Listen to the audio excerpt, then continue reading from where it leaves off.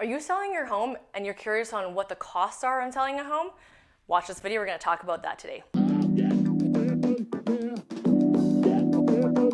So when selling your home, we're going to talk about the things that you're going to need to consider. Whether you're selling with an agent or without an agent, there's still costs that don't change outside of the agent costs. So when I talk to you about selling your home and we're meeting either virtually or in person, I'm going to run through what I call net numbers. Net numbers is to calculate how much you're going to come out with after we sell your home, after all expenses are paid. So the things that you need to know about selling your home to figure out the cost is, what is your mortgage left on the mortgage? What is the mortgage payout penalty? Did you just renew your mortgage?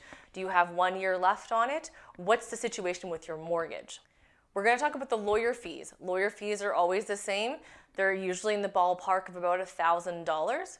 We're also going to talk to you about the real property report. If you own a single family home, you as a seller are obligated to provide a real property report. So that cost is usually about $500, and then compliance is about another $100. So you're looking at $600. What's compliance? Compliance is basically a letter that the city gives saying that they looked at the real property report, which is a survey report of the house and any structures outside, making sure that there's permits on everything, including that deck.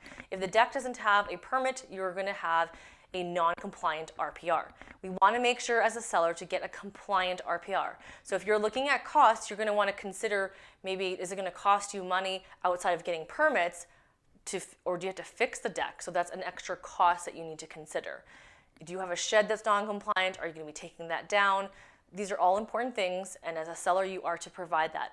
There are options that sellers sometimes offer: title insurance in lieu of a real property report. Title insurance is pulled only by the buyer, and the seller usually reimburses the cost. It's usually half the cost, and so sometimes people want to do it that way because they think they're saving themselves money. But in my professional opinion, you're not saving yourself money, because when I'm the buyer's agent and I'm looking at that kind of situation, I want to make sure my clients are getting a better deal now. So it's going to maybe cost you $1,000 in your purchase price or more. There's a risk involved when a buyer takes the title insurance over the RPR, because they could be taking on all the problems that you may or may not know you have. Especially if you know the deck doesn't have a permit and you tell the buyer they're going to offer title insurance. If you think about insurance, insurance doesn't like to pay out. And so if the buyer knows that the title insurance is for the non-compliant deck, they could not pay out. So it's really important to make sure that that's figured out, because if the deck maybe costs, let's say, $5,000 to remedy, we're going to probably, as a buyer's side, want to have $5,000 extra off of the purchase price. So short story is, get an RPR with compliance, get everything checked out, because it's going to cost you more money in the long run if you don't get things done properly. So if you're going to use a realtor, there's realtor costs. If you're not going to use a realtor, there's no realtor cost, but there's usually some sort of cost in terms of posting it on a service, or if you're using a free service, you still want to have photos. I don't know if you're doing those for free, but it's important because we do everything professionally for a reason, to get the top dollar and the quickest time.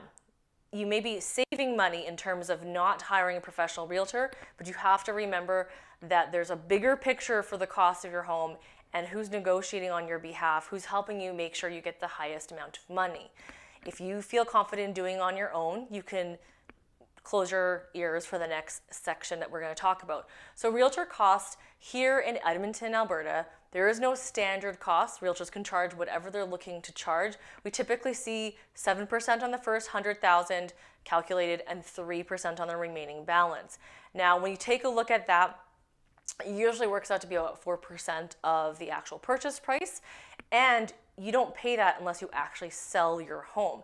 If all of a sudden you decide not to sell, there's no cost to you out of your pocket unless you actually do sell. Now, realtor costs aren't just for fun and just to throw away your money.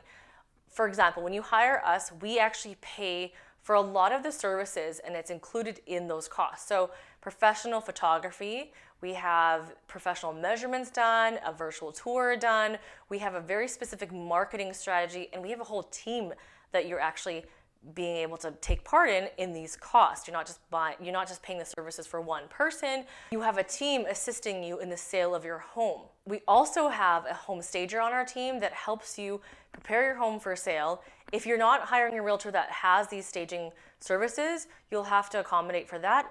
Usually a couple $100 is just depends on who the home stager is. If you want to do the home staging, but we always do it because we know that it's really important to make the home showcase the best it can. Sometimes us cleaning the house and decluttering it isn't actually staging. It doesn't make it feel warm and inviting, which is what we want to do.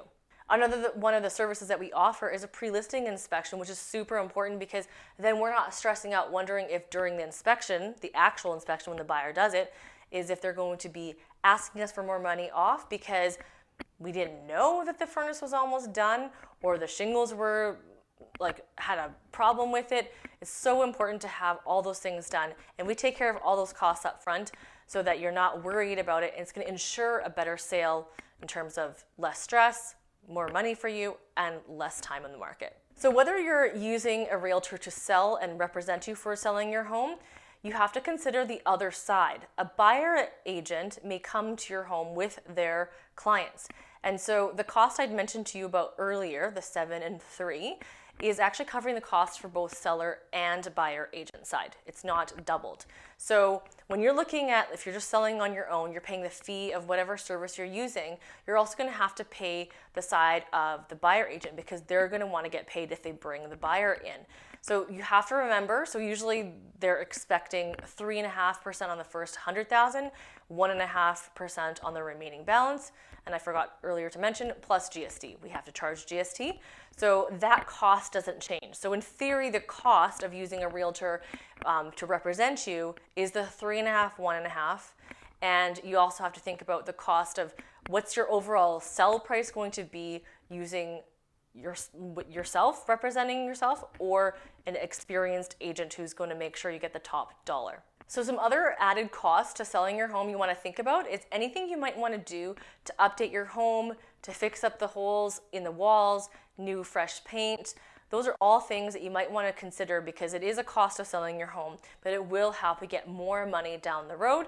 You also want to think about the cost of the time that it's going to take you if you don't have an agent working for you, the time it's going to take you to answer the phone out of your job because you have a time value every time you pick up that phone as well, right? So just make sure you take all that into consideration and also the cost of your time when you're showing the property, if you're selling on your own. Obviously, if you're hiring a professional agent, there's no other costs incurred to you. We will present everything to you. We provide all the electronic services to help it make it really simple and smooth. If you have any questions, maybe I didn't cover them, make sure you post down below. Don't forget, if you're watching from other provinces, Alberta doesn't have land transfer tax, so that's why I didn't talk about it because we don't pay that land transfer tax here in Alberta. If you live in BC or Ontario, I know that they do have land transfer taxes that are quite substantial that you're going to want to think about for the cost of selling your home. Thanks so much for watching. We'll talk to you next time.